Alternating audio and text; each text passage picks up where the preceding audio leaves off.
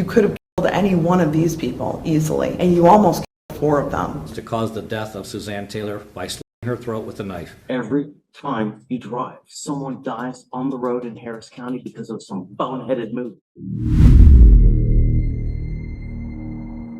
In October 2022, Jaquan McMurtry, 20, was involved in a tragic car crash in Milwaukee that resulted in the death of his friend, Denari Peer. McMurtry, driving at speeds over 100 miles per hour, lost control of his vehicle and crashed into a tree. At the time of the crash, McMurtry was out on bail for previous felony charges, including possession of a firearm and cocaine. Following the incident, McMurtry was charged with reckless homicide, possession of cocaine, and multiple counts of bail jumping. In August 2024, McMurtry stood trial and was convicted of second-degree reckless homicide, knowingly operating a motor vehicle without a valid license, causing death, and 3 counts of felony bail jumping. He was acquitted of possession with intent to deliver cocaine. McMurtry had been released on a $50,000 cash bond paid by Marvel Coleman. However, in early 2023, Coleman withdrew the bond payment, requesting its return. He would like to withdraw that payment and have the bail returned to him. McMurtry's defense argued that Peer's family had pressured Coleman into this decision. It appears that the family is doing an end around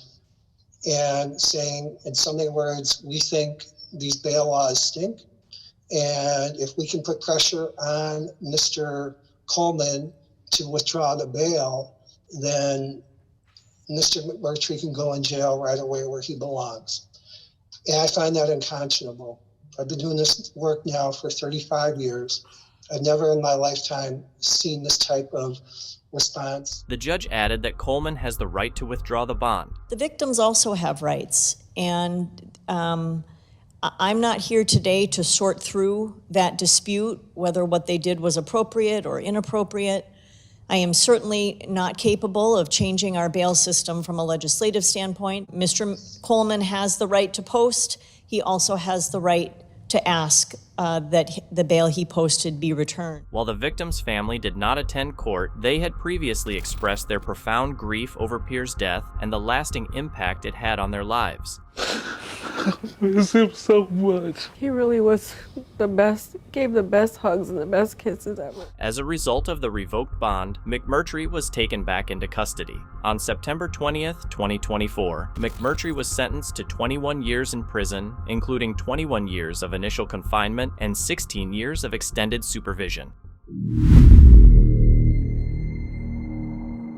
On January 24, 2023, Alonzo Hicks, a 21-year-old from Macon, Georgia, was arrested after an incident at a fast food restaurant. Hicks allegedly shot and killed 60-year-old Robert Wells. The details surrounding the shooting were unclear, but reports suggested it may have stemmed from a dispute, with some witnesses mentioning that Hicks had been upset over a delay or had asked Wells for money before the tragedy occurred. All we seen was Corn Leon Jones. We already knew that he was already passed away, yeah. The community was shaken by the news, but many business owners in the area, like Brittany Brantley, a pawnbroker across the street, were not entirely surprised. Brantley recalled hearing police sirens shortly after the incident and mentioned that people in the area were already discussing what had happened. There was multiple stories about what happened.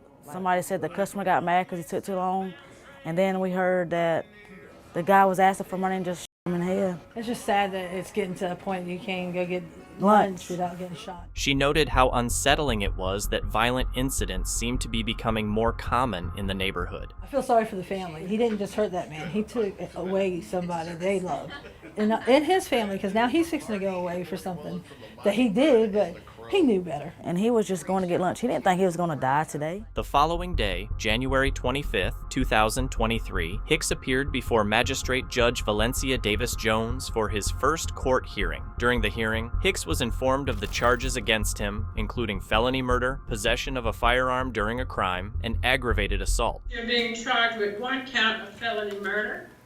Second arrest warrant is for possession of a firearm during the commission of a certain crime. Do we understand those charges, sir? But Hicks had other thing to say. There was multiple stories about what happened. Somebody said the customer got mad because he took too long, and then we heard that the guy was asking for money and just shot him in the head. According to the arrest warrant, Hicks had allegedly approached Wells with a gun. He was ordered to stay away from Wells's family and remained in custody without bond. In April 2023, Hicks was indicted on multiple charges, including malice murder. As of now, the case is still under investigation and no court date has been set. Investigators have found that a woman is facing new DUI charges after being arrested just hours after finishing a sentence for a previous DUI case. Her license had already been revoked. Police arrested her again for DUI shortly after she left court, where a judge had allowed her release, stating that the necessary paperwork from prosecutors had not been filed yet. So I'm assuming you're not asking me to hold her any longer, is that right? No, Your Honor. Marion Reyes Rivero appeared before a judge once again after being arrested by Henderson police. Officers say Reyes Rivero was driving under the influence with a suspended license, which had been revoked in June. By August, CCSD police had arrested her for another DUI, marking her 6th DUI arrest since 2007. In the August case, police pulled Reyes Rivero over just after 10 in the morning. Only hours earlier, at 7, she had been in court to close out a previous DUI case. Records show she had just completed a 10-week program as part of that case. It has escalated worse than we have seen it in quite a number of years. Cindy Heverly, the executive director of Stop DUI, a nonprofit focused on reducing impaired driving and supporting victims, says she's not surprised that someone with a revoked license is still driving. She also points out that with fewer officers on the road due to a state police staffing crisis, the problem is only worsening. This is the bottom line. She had access to probably a 4,000-pound weapon. That's what it comes down to. Heverly calls it outrageous that Reyes Rivero is out of jail, awaiting her next court appearance. People's lives are going to be at risk for as long as she's out and about. People like that need to be taken off the street for as long as possible. The judge acknowledged this. You can't drive.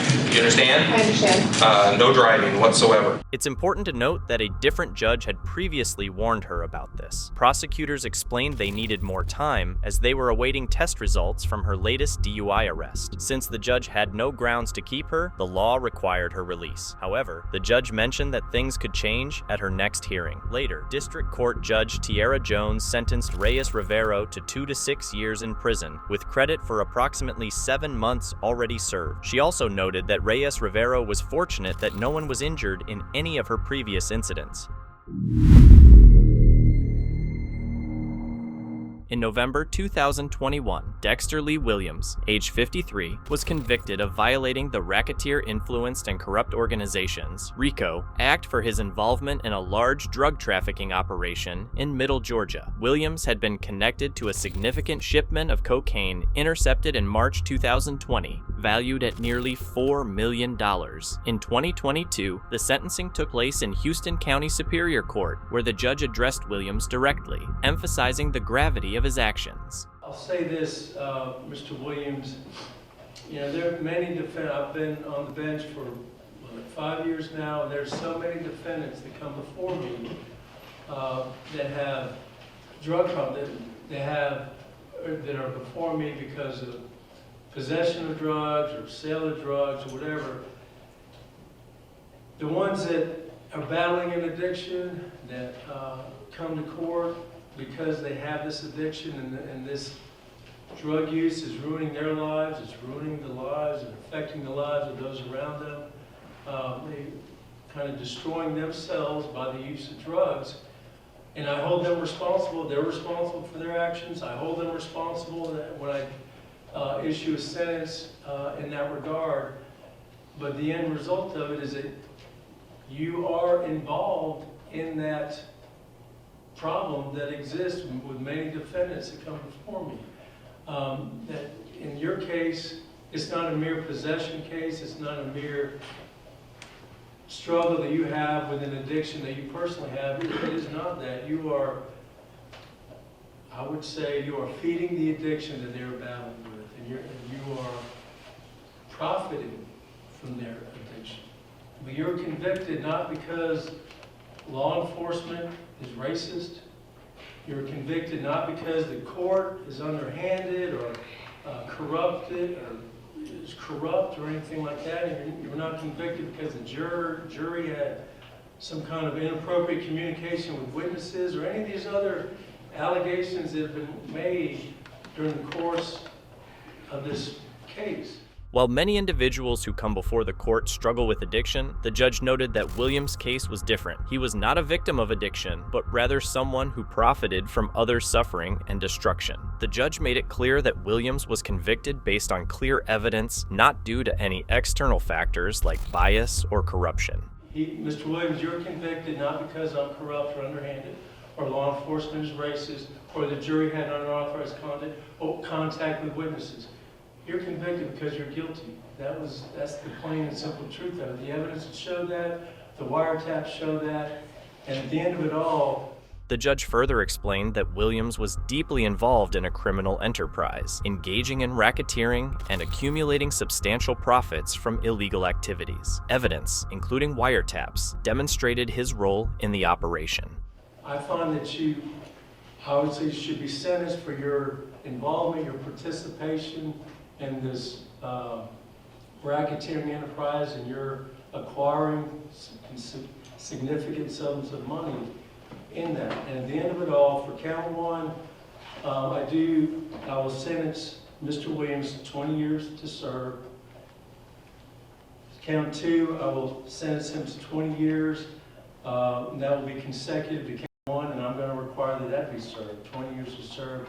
Count three, I already indicated that is merged with count one. So that'll be the sentence of the court as a result of Williams was sentenced to 20 years for each of the first two counts, with the second sentence to be served consecutively. The third count was merged with the first, so it did not add to the total sentence. Ultimately, Williams was sentenced to 40 years in prison for his role in the operation.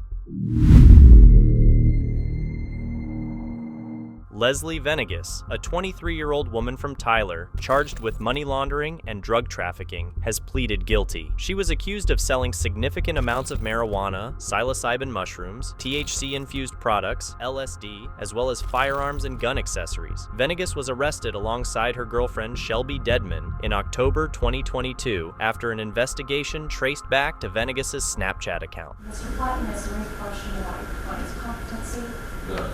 And do you believe she understands what she's doing today and the consequences of entering this plea? She does. Then to the allegations made against you in the state's indictment, how do you plead? Guilty. Are you pleading guilty because you are in fact guilty and for no other reason? Yes, ma'am. And I understand that 1245 consideration is being requested for cause number 241002123.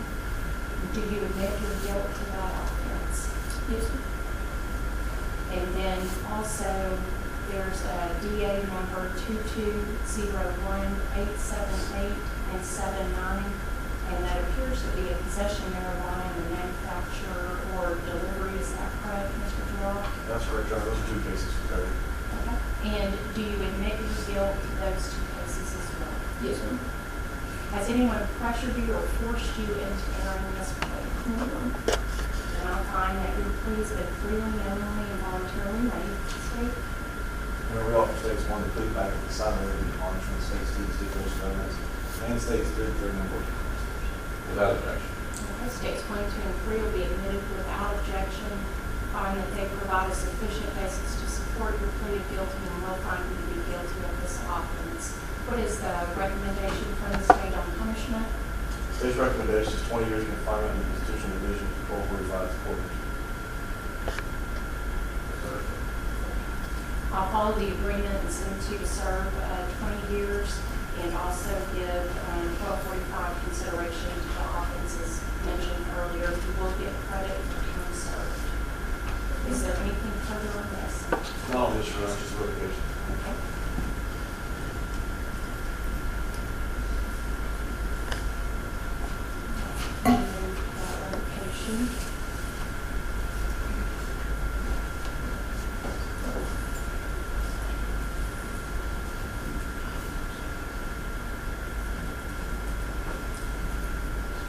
All right, Ms. Venegas, and cause number 241135220, you are here on the state's first amended motion to adjudicate guilt on that case.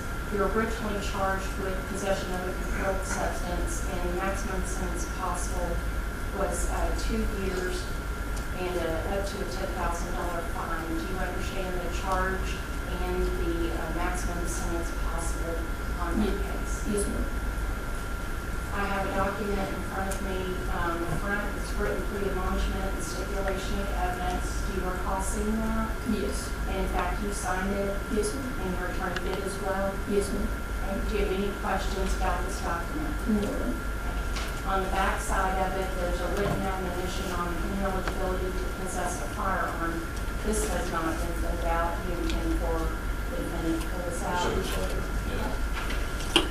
Leslie Venegas pleaded guilty to her charges in Judge Debbie Gunter's court and was sentenced to the state's recommended 20 years of confinement. She was also given an additional 6 months for violating her probation. Her girlfriend, Shelby Dedman, pleaded guilty to her charges and was sentenced to 5 years of adjudicated probation.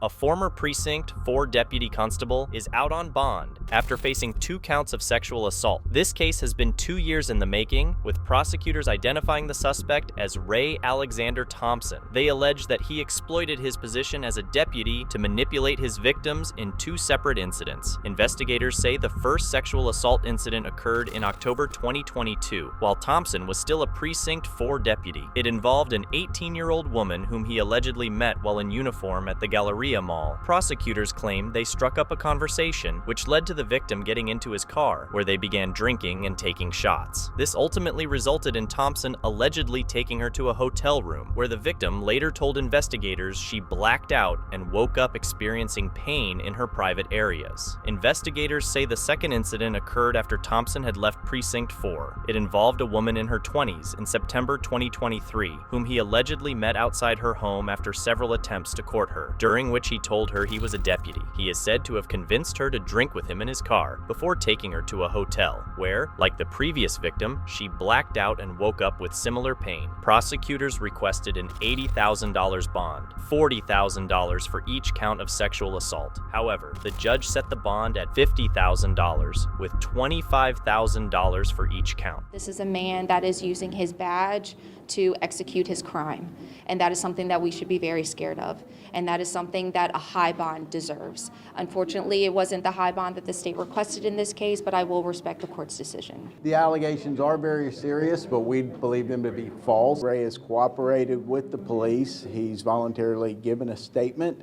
We've just been waiting for this day to come so we can begin the defense of the charges. Thompson turned himself in, but did postpone his court appearance. Investigators say DNA samples were used to link him to at least one of the victims, and both victims were able to identify him from a photo. Thompson has no prior criminal record and is married with 3 children. Authorities believe there may be other victims and are urging anyone who recognizes him or who has had an encounter with him to come forward. He was arrested and charged in October 2024. Thompson's defense attorney, David Chiata, stated that they believe the allegations are false and look forward to fighting the case in court, but he is expected back in court in December 2024. If convicted on both counts of sexual assault, Thompson could face significant prison time. In Texas, sexual assault is a second-degree felony, punishable by 2 to 20 years in prison and a fine of up to $10,000. In May, Delonte Edmund Geiger Sr., a 31-year-old from Cleveland, offered a ride to a 60-year-old woman and took her to his residence near West 97th Street and Henley Court. Once inside, he subjected her to severe abuse, restrained her, and confined her. On May 2nd, Cleveland police conducted a welfare check at his home and found the victim alive but in serious pain. She was immediately taken to Metro Health Medical Center for treatment. Investigators later uncovered evidence linking Edmund Geiger to the crime, leading to his arrest. Following his arrest, Edmund Geiger was charged with attempted murder, 2 counts of felonious assault, kidnapping, tampering with evidence, and having weapons under disability. In October, he pleaded guilty to felonious assault, kidnapping, tampering with evidence, and weapons charges.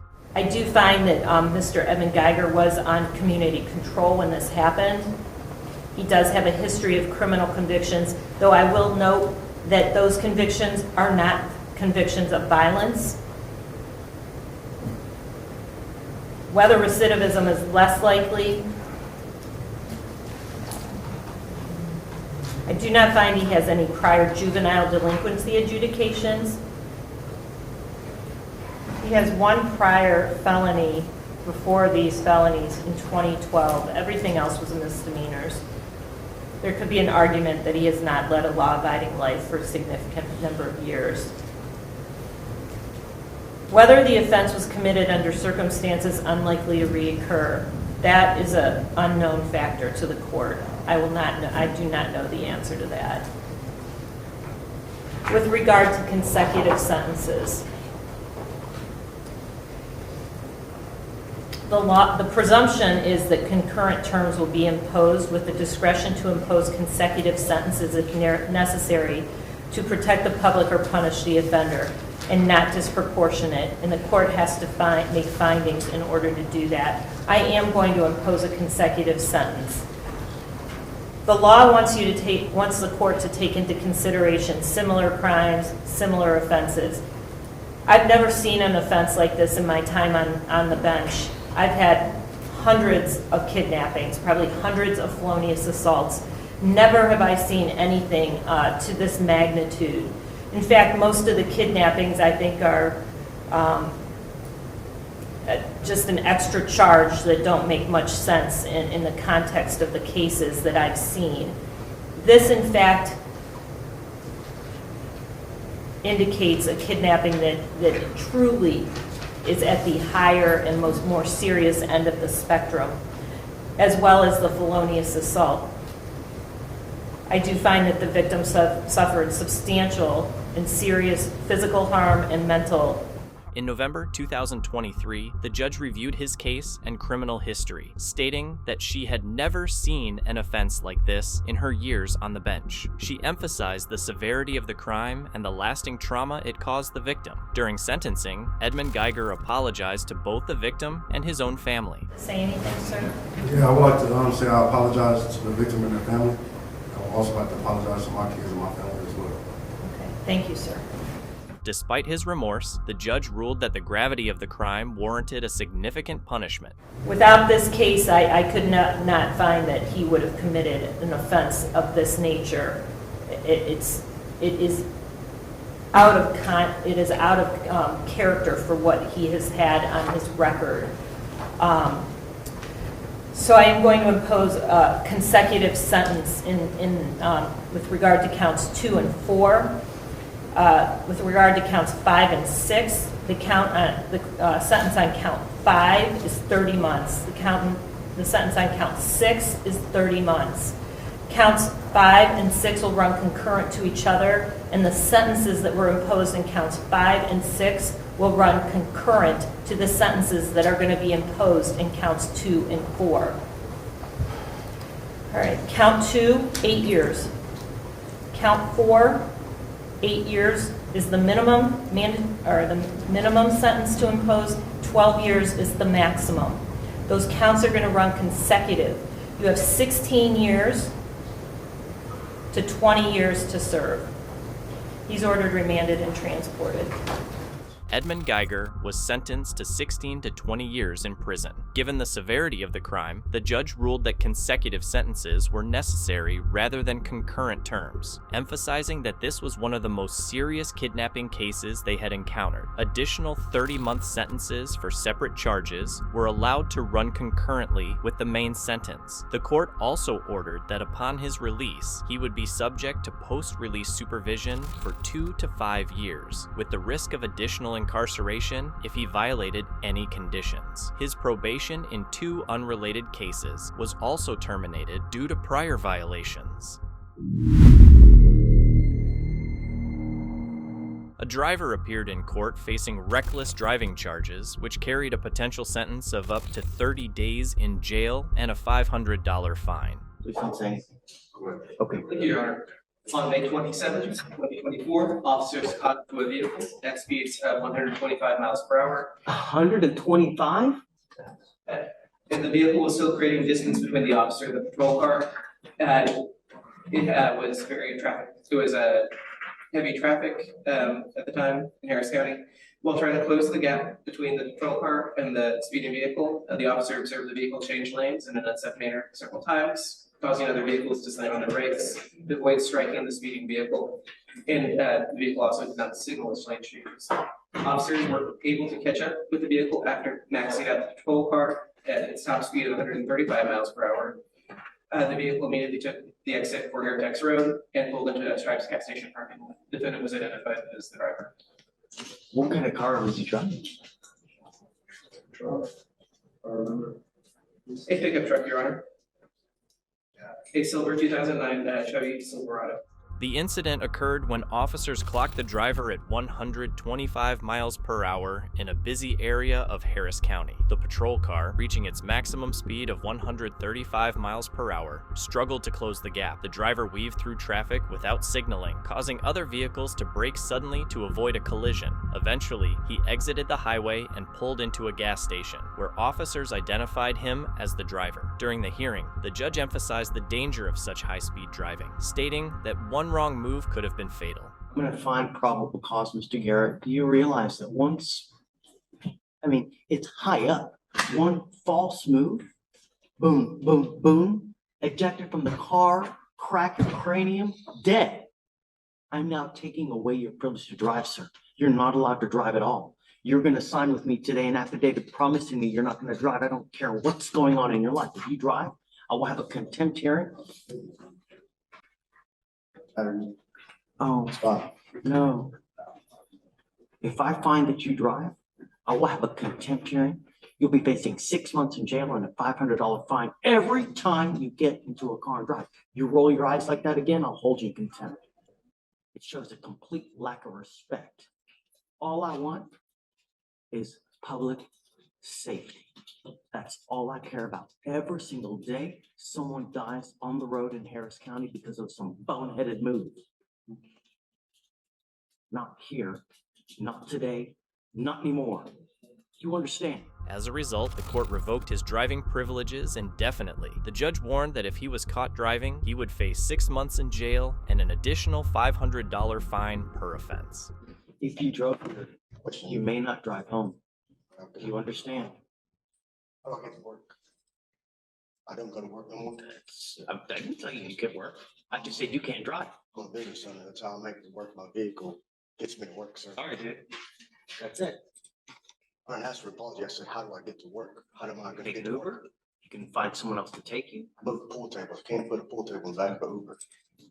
I'm just asking, sir. You're gonna have to hire just trying to for you. continue to be a citizen and keep my job, right? That's all. That's all. That seems a bit much, right? For somebody, I understand. You're a judge. I'm just trying to make my plea, but I have to work. That's all. I'm just trying to continue my job. That's it. But let me tell you something. Mr. Just trying to continue my job, man. That's it. The ability to drive is a privilege. I understand, sir. I've been in the system long enough to understand what your job is. I just have a job, sir. That's all. I'm sorry. Apologize. I don't want to be here. You know what I mean? I made a mistake. I got a job, right? I got people to work around. I got people to depend on. I make mistakes. I apologize. And I want to see that you truly mean it. I don't know that now. I don't know it. it's fine. For right now, I'm taking away your privilege to drive because I want you to appreciate the awesome privilege it is to drive at 135 miles an hour on the road in what, 65? It seems that Your Honor was approved. You're going double. I'm going to have you sign this affidavit with me. We're going to research your case to give you time to hire a lawyer. When you come back, we can talk about it. But I want you to really appreciate it. And I want you to show me how much you appreciate it. But until that point, if I find that you drive, I will have a contempt hearing. You'll be facing 6 months in jail and a $500 fine every time you drive. Do you understand? I'm going to have you sign the affidavit. We'll have you sign a receipt and we'll get you out of here. We'll see you in a month. The driver protested, explaining that he needed his vehicle for work and could not transport heavy equipment using public transportation or rideshare services. The judge, however, stood firm, stressing that driving is a privilege, not a right, and that public safety takes precedence. To allow the driver time to hire an attorney, the case was postponed, and he was required to sign an affidavit promising not to drive. The judge made it clear that if he violated this order, he would face immediate legal consequences. Brandon Pollack, a 26-year-old from Cleveland, stole a pickup truck from Sweetbriar Golf Course in Avon Lake, Ohio. When police spotted the stolen vehicle, they attempted a traffic stop, but Pollack refused to pull over, leading to a high-speed chase that extended into Westlake. The pursuit covered several miles, reaching speeds of up to 75 miles per hour along Detroit Road. To bring the chase to an end, Westlake police deployed stop sticks, which caused Pollack to lose control of the vehicle. The truck crashed into Dover Gardens Tavern, where 12 people inside the bar were injured. Police arrested Pollack at the scene, and he faced multiple charges, including vehicular assault and theft. In court, he addressed the victims and their families, expressing remorse for their pain, but insisting he was not the driver.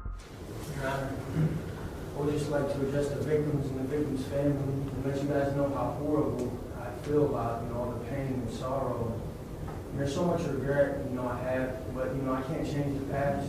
Just looking for the future, I just want you guys to know that I pray for each and every one of you and your families every day for the strength and endurance and hope that you guys, can forgive and, everything you guys went through maybe make you stronger people, and hopefully I can, maybe get back to the communion and this is over. I just want you guys to know how bad I feel about everything that's happened to you. And I know that your life will be changed forever, but, mine will be too. So why then have the wherewithal at the scene, Mr. Pollack, to blame somebody else for what happened? Your Honor, I will still maintain my innocence as not being the driver in this case and continue to maintain my innocence. I feel bad, deeply sorry to all the victims and their injuries, but I would still like to maintain my innocence throughout all of this, Your Honor. I saw the tape, right? I saw you getting out from the driver's side of that. I watched it probably 10 times, right? Over and over. This is what you want to say. So you want to say that you're sorry to these people, but you're still maintaining that you were not the driver. Yes, Your Honor. Okay. I just want to remind the court I still have my appellate rights and everything, and I'm still going to maintain my innocence through this, but that does not change the fact that I have regret for every person and every victim in this court, how bad I feel about everybody. So they know. They've watched the tape. They heard you on the audio recording. They heard you talking to your co-defendant. So it's insulting, at the very least, I think, for many of them, to have you say that you're sorry to them, but then on the other hand, say that you're not the person who was responsible. Does that make sense to you? Knowing that it could be frustrating from their perspective, that we could see you, what appeared to be you, getting out of the driver's seat of that car, of that truck. We heard you on the tape talking about this incident and what happened. So to continue to maintain that perspective is a bit difficult for the court to swallow, as you can imagine. However, the judge challenged this claim, pointing out that video footage clearly showed him exiting the driver's side and that audio recordings captured him discussing the crash. The court viewed his refusal to accept responsibility as insulting to the victims, especially given the overwhelming evidence. Thank you. So to begin with, I have reviewed your prior pre-sentence investigation, and I'm going to indicate that you have a rather extensive criminal history beginning in 1998 for burglary, gross sexual imposition in 2001, receiving stolen property 2001, robbery 2002, domestic violence 2004, several counts of no driver's license, and that would be 2005 and 2005, a conviction for fleeing the scene, count 1 of that case. Felonious assault, attempted felonious assault, receiving stolen property, 2005. Assault and resisting arrest in 2005. Domestic violence and resisting arrest in 2006. 2006, breaking and entering, theft, criminal damaging, criminal mischief, attempted theft. That is all in 2006. Receiving stolen property, count 1, felony 4 in 2006. Failing to comply, receiving stolen property, possessing criminal tools, 2006. Contributing to the delinquency of a minor, grand theft of a motor vehicle, 2007. Obstructing official business, 2007. Receiving stolen property of a motor vehicle in 2007. 2008, breaking and entering. That would have also been additionally 2008, another count of breaking and entering, so 2 separate cases. And theft of a motor vehicle. 2010 in West Virginia, bringing stolen property into the state. Criminal damaging in 2010, receiving stolen property 2011, driving under suspension, expired plates, fictitious plates, grand theft of a motor vehicle out of Eastlake. 2011, burglary and possessing criminal tools with, I might add, ammunition, a starter pistol, and 4 watches, similar to, as I recall, what was recovered in the van, if I'm not mistaken, Mr. Paul. 2011, failing to comply with the order or signal of a police officer. And of course, that brings us to where we are here today. So, During sentencing, the judge reviewed Pawlak's extensive criminal record, which spanned decades and included convictions for burglary, robbery, assault, resisting arrest, and multiple vehicle-related offenses. Prosecutors argued that this was not an isolated incident, citing a previous police chase where he fled from officers and caused another crash. The court emphasized that Pawlak's history of reckless behavior posed a continued threat to public safety. Additionally, I want to indicate for the record that I've reviewed the competency report and, of course, the defendant's criminal history. The court, having considered all of the required factors under 29, 11, 12, and 13, at this time sanctions the defendant in counts 1 through 13 to 10 years in the Lorraine Correctional Institution. In counts 14 through 26, 30 months on each of the 13 counts to be served consecutively to each other. Additionally, 3 years on the failing to comply, count 27. That will be served prior to and consecutively to the base counts, and consecutively to counts 14 through 26, and counts 1 through 13. 12 months on counts 30, 31, and 32, for a total of 35 and a half years in the Lorraine Correctional Institution. I'm going to give you credit for 243 days that you've served. Mr. Pawlak, I'm going to remind you that you face 5 mandatory years of post-release control, which means the parole board will supervise you for 5 years, and they can send you back to prison for up to half of any sentence that I've given to you if you violate any of their rules or regulations. The court imposes prison terms consecutively, finding that consecutive service is necessary to protect the public from future crime and to punish this defendant, and that consecutive sentences are not disproportionate to the seriousness of this defendant's conduct and to the danger that you pose to the public, and that at least 2 of the multiple offenses were committed in this case as part of 1 or more courses of conduct, and that the harm that you caused was so great and so unusual that no single prison term for any of these offenses committed as part of any course of conduct would adequately reflect the seriousness of this conduct. Mr. Pawlak, I agree with Mr. Paul in the sense that 2011 failing to comply was something that the court took very seriously as I reviewed this case. Police chases are by far the most dangerous thing that the police officers encounter, and I looked at that article as well. Mr. Mullen and I were actually looking at it together. I had it in the back of my chambers when I was preparing for this case. One of the things that I realized is that as I was reviewing it, what you did that day was what every police officer instinctively is trained to review. They don't know who's in the car. They don't know what's in the car. And when you run, and when you ran that day, you could have been Ted Bundy. They don't know that. They don't know what they're going to find. What they know, however, is that you're not complying, and you have created and caused havoc in our society. You have hurt these people so tremendously that you've changed the course of hundreds of people's lives as a result of what you did that day. Drivers like yourself don't care about the safety of other people. What they care about is themselves, and that's what you cared about that night. And so you ultimately leave the responsibility of protecting the public on the roadway to the police officers that have to make spot decisions, like knowing that you created an accident the last time that you fled. We are so lucky that a family of 5 is not dead as a result of what happened. Had you entered Dover Center that night, you could have killed people. You could have killed any one of these people easily, and you almost killed 4 of them as a result of what happened. Your actions were absolutely irresponsible, and you were a menace to society. And at this point, I'm so incredibly disappointed that you have not taken responsibility for your actions and that you were maintaining, of course, the fact that there was another driver when we literally could clearly see that there was not another driver. We had a videotape and your words that we listened to in this courtroom. So I'm convinced at this point that you need to be taken off the streets.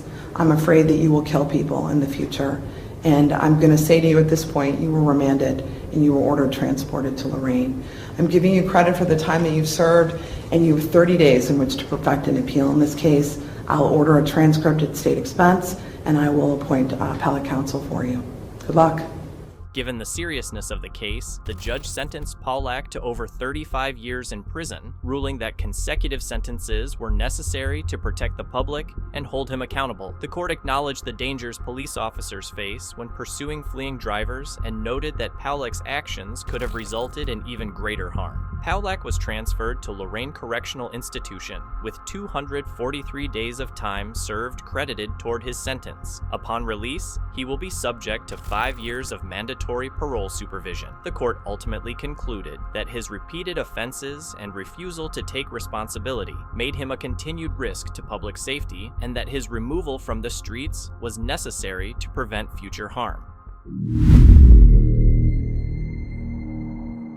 In June 2017, George Brinkman Jr. was involved in a series of tragic events that resulted in the deaths of 5 individuals in Ohio. It began when he visited the North Royalton home of Suzanne Taylor, a longtime friend, and her 2 daughters, Taylor and Kylie Pfeiffer. Once inside, he restrained the 3 women and them before attempting to cover up the scene and leaving. The next day, he traveled to Lake Township, where he had been house-sitting for Rogel Jean, John, and Roberta Bobby, John, while they were on vacation. Upon their return, an altercation occurred, and Brinkman killed them before fleeing again. Authorities quickly identified him as a suspect, leading to his arrest in Brunswick after a lengthy standoff. He is charged with the following. On or about June 10th, 2017, in the city of North Royalton, George Brinkman Jr. did by force, threat, or deception restrain the liberty of the other person to cause or inflict serious physical harm on the victim or another. To wit, George Brinkman Jr. did by force restrain the liberty of victim Suzanne Taylor at her residence to cause the death of Suzanne Taylor by slitting her throat with a knife. This occurred at her residence on 11489 Ridge Road, located in the city of North Royalton, State of Ohio, Cuyahoga County. As charged, that's kidnapping. That's a felony of the first degree. You also have a count of aggravated murder. That charges that on or about June 10th, city of North Royalton, George Brinkman Jr. did purposely and with prior calculation to design cause the death of another. To wit, George Brinkman Jr. purposely with prior calculation to design did cause the death of Suzanne Taylor by slitting her throat with a knife. This occurred at her residence, same residence on Ridge Road, located in North Royalton, Cuyahoga County, Ohio. As charged, that's aggravated murder. You're also charged with tampering with evidence, same date, location the defendant did, knowing that an investigation is about to be or likely to be instituted, shall later destroy, conceal, or remove any record, document, or thing with purpose to impair its value or availability as evidence in such proceeding or investigation. To wit, George Brinkman Jr. did remove the murder weapon and other items used in the commission of the murder crime at the residence of the victim, Suzanne Taylor. Again, this occurred at her residence on Ridge Road in North Royalton, Ohio. That's tampering with evidence. Those are all in case 17 CRA 2573. In the 74 case, you are charged with aggravated murder, same date, location, and time. George Brinkman Jr. did purposely and with prior calculation and design cause the death of another. To it, George Brinkman Jr. purposely with prior calculation and design did cause the death of Kylie Pfeiffer, age 18, by using a telephone cord to strangle her. This occurred at her residence on Ridge Road, located in North Royalton, Ohio, Cuyahoga County. Again, that's aggravated murder. You also have a kidnapping, same time, location.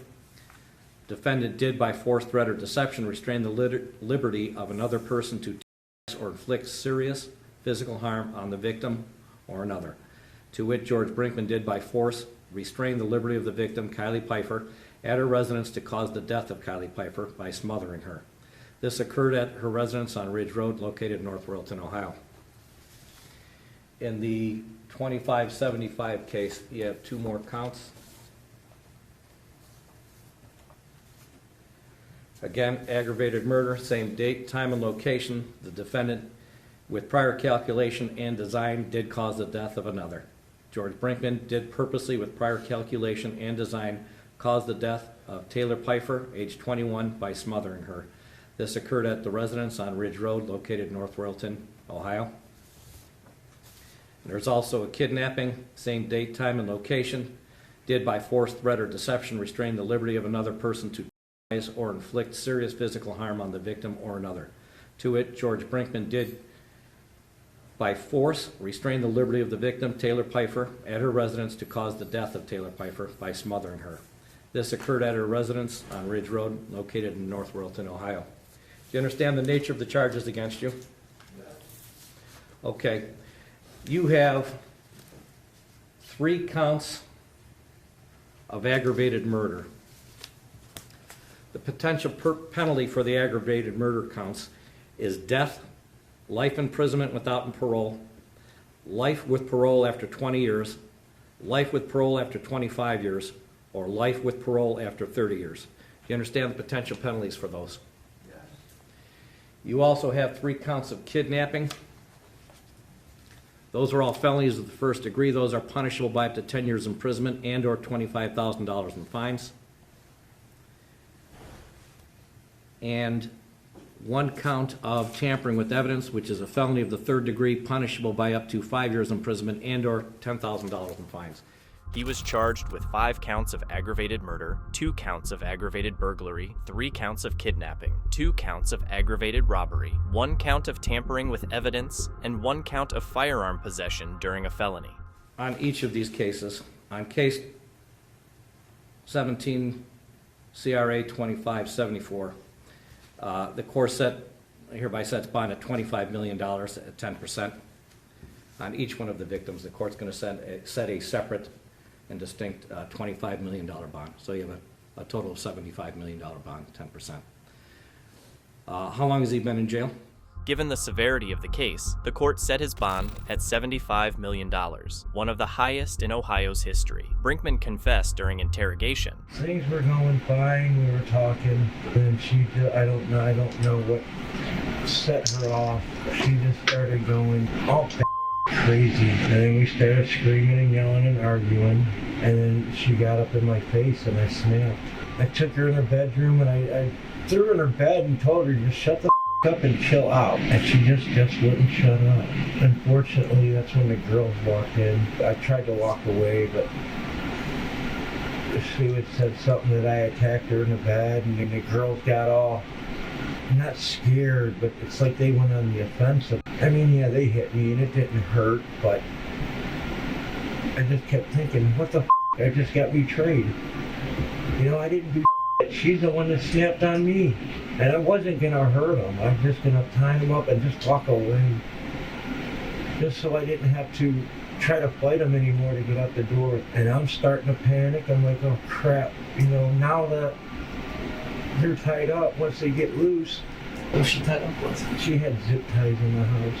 And then she broke through the first set. And then I used the duct tape she had in her house. She's starting to kick all over the place, and that's when this happened.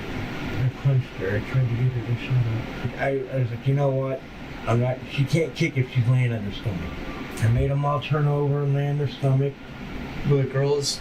They were there too. They were right there, yeah. Because when I took the knife to her, he started freaking out. What were they freaking out? Where? Around the neck area. You were like inside? Can you show me? Stabbed her in the back and then... Like here? Yeah, somewhere back here, I think. Okay. And then I realized, oh, I really up. It was girls are screaming and they're scared. Yeah. I kept telling them, don't look, please don't look, please don't look, you don't need to see that. Wasn't even thinking, I just... She's like, Taylor, Kylie, I love you guys forever. And she's screaming it. I had no intention of even touching them. None. During court proceedings, Brinkman pleaded guilty to the Lake Township case where Rogel and Roberta John lost their lives. In October 2019, he was sentenced to death. He also pleaded guilty in the North Royalton case and was sentenced to death again in December 2018. We do hereby impose the death penalty in count 1, count 3, and count 5 for those aggravated murders. No sentence will be imposed in count 2, 4, or 6 pursuant to the allied offenses agreed to by the parties. The remaining underlying allegations, the court has considered all the principles and purposes of felony sentencing, all the appropriate recidivism and seriousness factors as required by our sentencing statutes. Also, I have considered specifically whether or not consecutive prison sentences are appropriate. Hereby I do find that the facts and circumstances surrounding these brutal murders carried out with pre-calculation and design and the underlying offenses, they were part and parcel of this plan, require consecutive sentences. It is necessary to protect our community and to punish this defendant. Consecutive sentences are not disproportionate to the harm that was caused in this matter. That the harm is so great or unusual, a single term does not adequately reflect the seriousness of this defendant's conduct. So the court's going to impose the following sentences. In count 7, aggravated burglary, it's a felony of the first degree, 11 years in a correctional institution. In count 8, it's kidnapping with respect to victim Suzanne Taylor. It's a felony of the first degree, 11 years in a correctional institution. In count 11, which is gross abuse of a corpse, with respect to victim Suzanne Taylor, 12 months in a correctional institution, that's a felony of the 5th degree. In count 9, kidnapping, with respect to victim Taylor Lynn Pfeiffer, 11 years in a correctional institution for that felony of the 1st degree. In count 12, gross abuse of a corpse, with respect to victim Taylor Lynn Pfeiffer, 12 months in a correctional institution. In count 10, kidnapping, with respect to victim Kylie Elizabeth Pfeiffer, felony of the 1st degree, 11 years in the correctional institution. In count 13, gross abuse of a corpse, with respect to victim Kylie Elizabeth Pfeiffer, 12 months in the correctional institution. Sentence will run consecutive to each other. Count 7, consecutive to 8, 9, 10, 11, 12, and 13. 47 years in Lorraine Correctional Institution. Pursuant to our statutory duties as well, with respect to this death sentence imposed, these underlying sentences are consecutive as well. Post-release control also must be addressed on the underlying counts. Post-release control is a mandatory period of 5 years for the felonies of the first degree. If you are ever released, you will be supervised for 5 years. It's mandatory. On post-release control, you must follow the rules of the parole authority. If you are ever supervised on post-release control. However, in July 2021, the Ohio Supreme Court overturned his conviction and death sentence for the North Royalton case, citing procedural errors in how he waived his right to a jury trial. This portion of the case was sent back for further legal review. Despite the ruling in the North Royalton case, Brinkman remains on death row for the Lake Township case at Chillicothe Correctional Institution. His execution is scheduled for September 23, 2026, though his legal team continues to file appeals. While the case is still ongoing, he awaits final judicial decisions regarding the remaining charges. Big thanks to our viewers for joining the courtroom journey with us. Your interest in the stories of justice is what keeps our channel alive.